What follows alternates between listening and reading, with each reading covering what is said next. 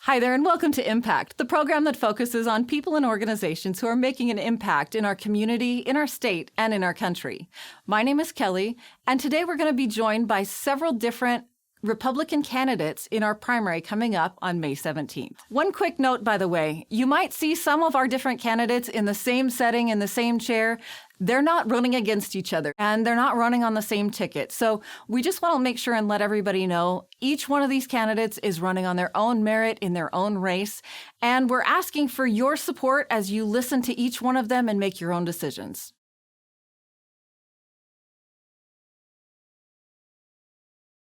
So, Nick Christiansen, you are running for District 32 representative. Tell me a little bit about yourself. All right. I'm Nick Christiansen. I have been married to my wife for 20 plus years. I think we're going 21 this year.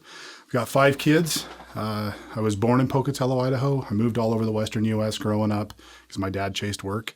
We landed in American Falls for high school, where I graduated American Falls High. And after high school, I went to the University of Utah and to a couple other schools because I'm not great at school. And so I kind of chased school, and then I chased work, and I landed in the field of radiological controls.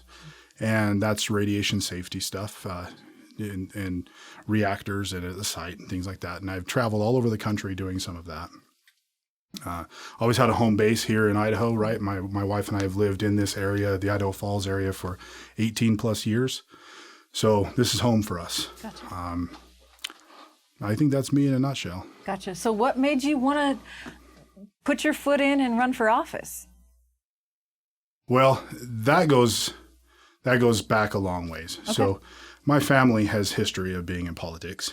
My grandfather was in both the Senate and the House a long time ago when I was just a kid. And I remember campaigning for my grandfather.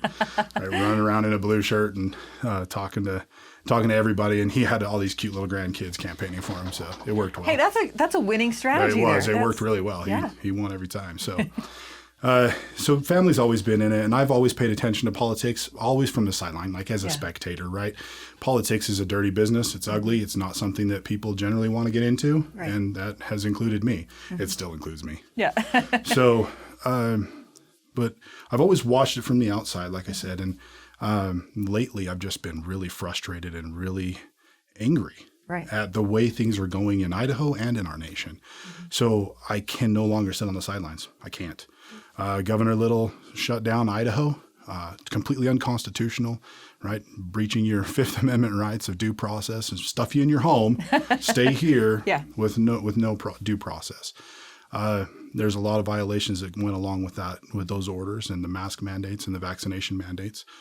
And I was really, really frustrated with it. So I created a blog, because my wife got sick of talking to me about it, right? That conversation just constantly rolling. She was like, you need to talk to somebody else.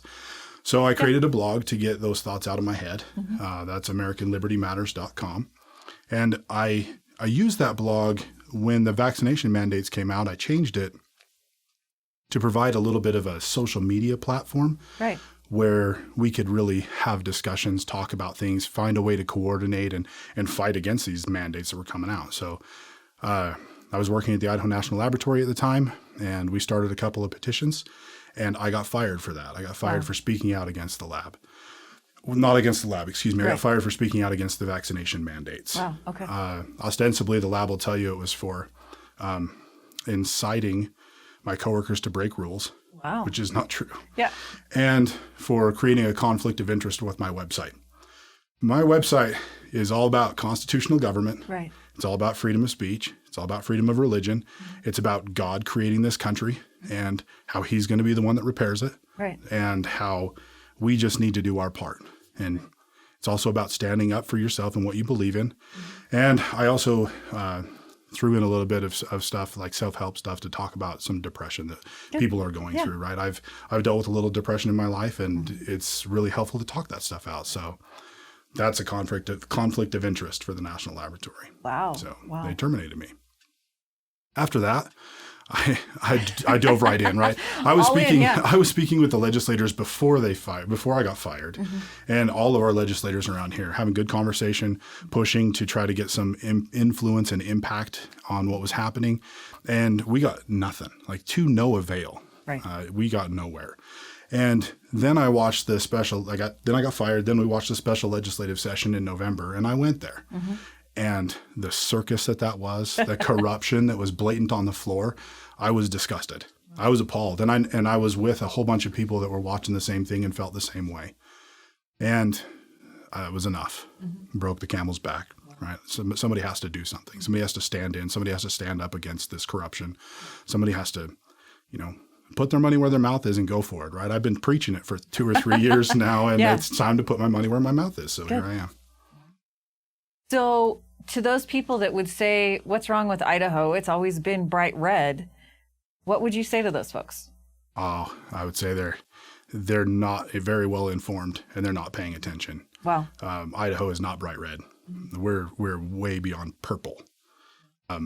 Our government right now, at least the Idaho state government, mm-hmm. is a government of business, by business, and for business. Wow. It is not of the people, by the people, for the people like it's supposed to be. Mm-hmm. It's all about big business, and it's all about special interests, and that's who has the rights in this state, not the people. Mm-hmm. So how could you encourage folks that are watching this right now? Well, it's all up to us. In every constitution that we have in this land, and there's a lot of them, we have 50 states plus the U.S. Constitution. Right. In every one of those constitutions, the power is inherent in the people. And that's what we believe in this country. That's where and that's what is true, right? We have the power. And it's inherent, it's incumbent upon us to use that power in the correct way and to push back on the things that we don't need, we don't want, and that are doing us damage. Mm-hmm. So now's the time. Yeah, now's the time. Right. There is no other time. Right. This is the most important election that we will ever see. Right. I really believe that. Right.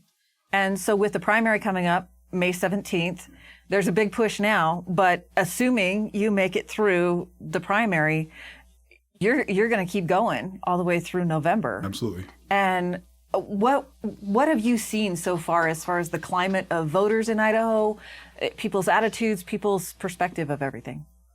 That's an interesting question. I think, what have I seen so far? I've seen a lot of support for constitutional government. Mm-hmm. I've seen a lot of support for turning things around. I've heard a lot of, we're tired of all the liberal policies, right? Yeah. I've heard a lot of, we need to do something about our government. Unfortunately, I've also heard a lot of people that don't know what to do. I've heard a lot of people that are, they feel like they're at a loss. They're confused, they're scared, they don't know what to do. And, to those people, they just need to understand that they have all that power. It's theirs, and they just need to take it up and do with it what they will. And that's the whole purpose that's the whole way that our government system works. Right. So.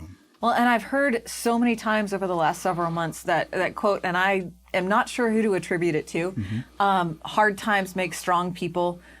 Strong people make good times make weak people, and weak people bring hard times. Right. Yeah, absolutely. And we're kind of in that place where I think there's a generation that things have been good for so long here in America, here in Idaho, that some of those muscles have atrophied as far as standing up, as far as exercising some of our rights. Mm-hmm. And so just teaching people once again how to be an American citizen, how to exercise your right to vote. Right. It's almost like we're in that education process. Yeah, or even that they have the right to do that. Right.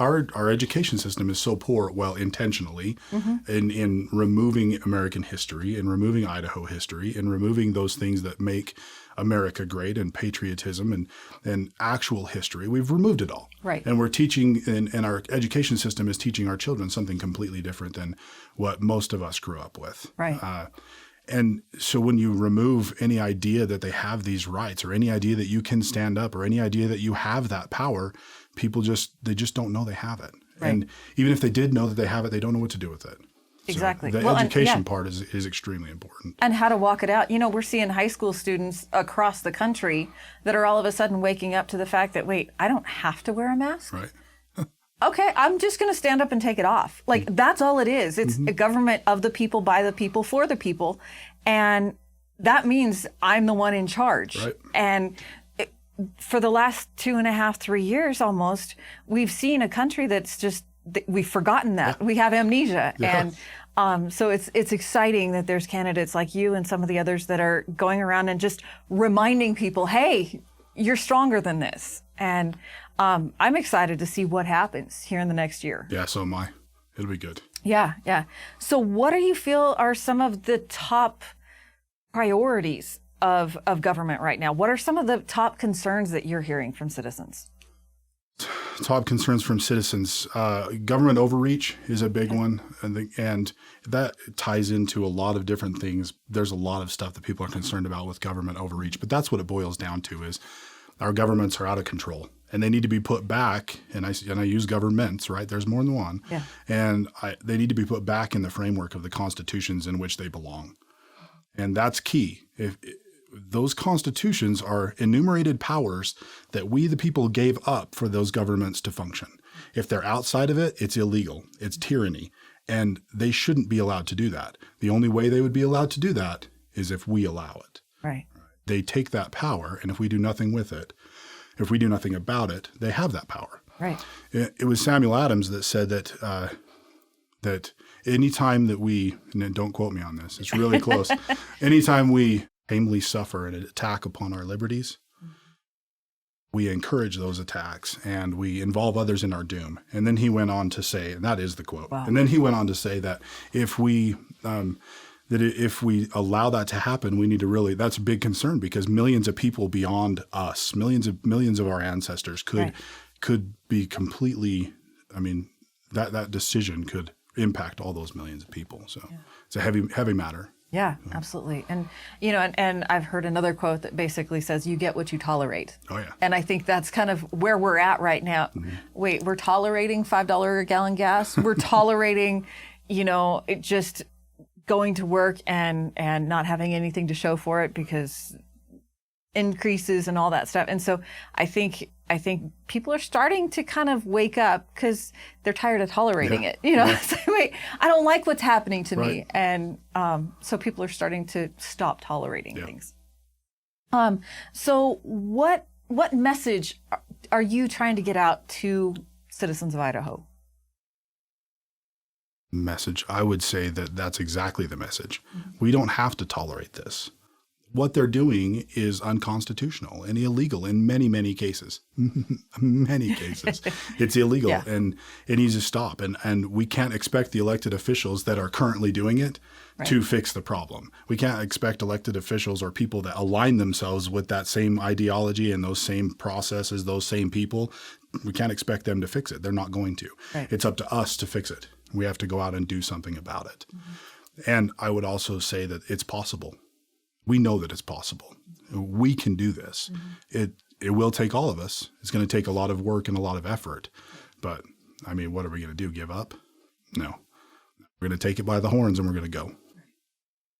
And I think for people looking around, we have an awful lot of, I'll call them refugees from Washington, Oregon, California, Nevada, some of the other states, New York. Political refugees, Yeah. And I think, you know, they've looked at Idaho as kind of one of those last bastions of liberty, and yet we've become so diluted here in Idaho that I think just instilling that hope in people that, hey, now is the time. Now's the time to stand. Now's the time to push it back. Right. Because if we don't, in 4 years, we're going to be in a completely different place, and it's not going to be as possible to push it back. I mean, every day that we wait, it gets harder and harder and harder. Yeah.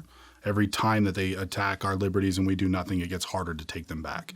At some point, it's going to come down to actual bloodshed. We don't want it to get there. Right, and exactly. And it doesn't need to if we take care of it now. Yeah.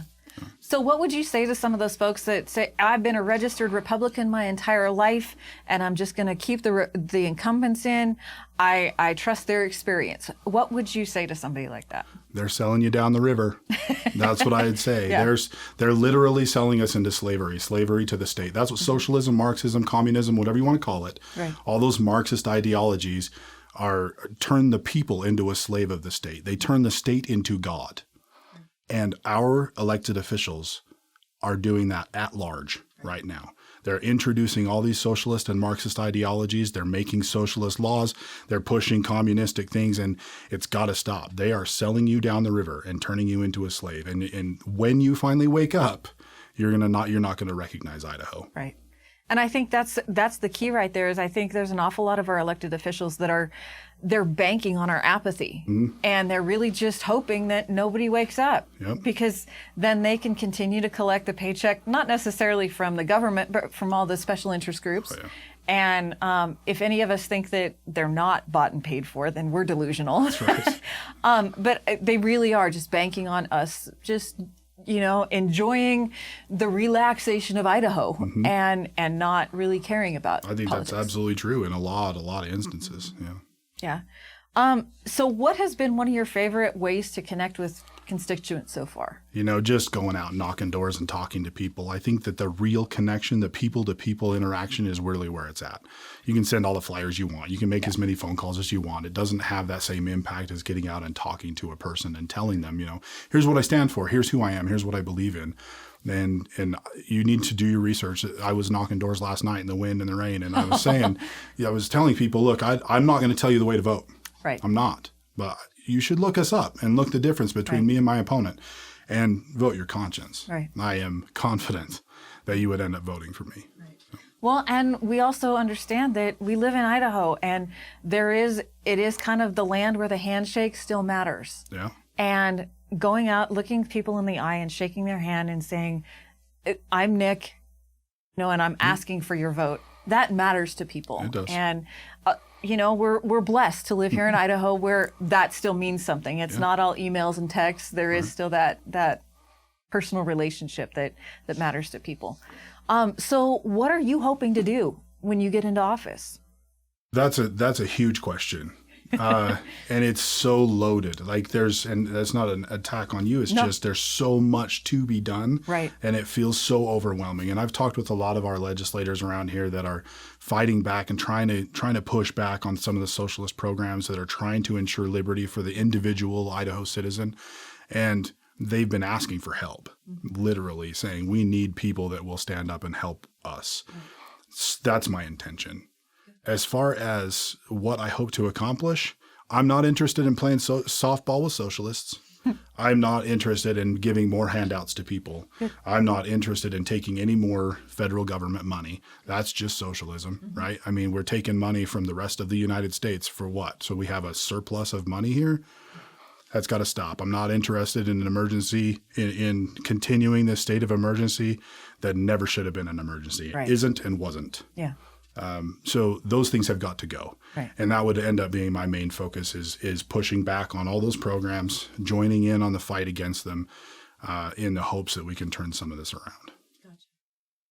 So it sounds like a big list. Oh, yeah. It sounds like how do you eat a rhinoceros? We've been talking about rhinos. How do you eat them? And it's one bite at a time, and it's one foot in front of the other. How do you feel about term limits? I am totally for term limits, and that includes on me for sure. I'm hoping to not have to be in this long enough to even worry about a term limit for myself, but I do believe in them, and I think that it's interesting how the Idaho citizens have put the term limits in place twice using the legislative initiative process, and our legislature has overturned it. Right. That's criminal, if you ask me. The voice of the people said do this, and we had Republican rhinos that said the people were wrong. Right. It's not okay. Yeah. That's wrong. That is what's wrong. So that's actually one of the things that I've noticed a lot about is, we have all this power, but then our legislature just turns it over. Right. So that has got to stop. And we can do that. We can do that in legislation, and we can also do that in the Constitution. Idaho is one of the few states that does not allow amendments to the Constitution to come from the people. Did you know that? Wow. There's nothing in our Constitution that allows the people to amend it. It says must, begin in the legislature. You're going to count on those guys to amend the Constitution to give power back to the people? It will never happen. Right. It will never happen. That's something that I would like to see change. Now, I recognize that calling for amendments to the Idaho Constitution can scare people, but the fact of the matter is the Idaho people don't have the power to change their own constitution. That's crazy. And that's wrong. Yeah. Yeah. Well, and especially when we live in America that says it's we the people that is supposed to have the power. And that you can't do it right now. Has to start in the legislature. That's crazy. Yeah.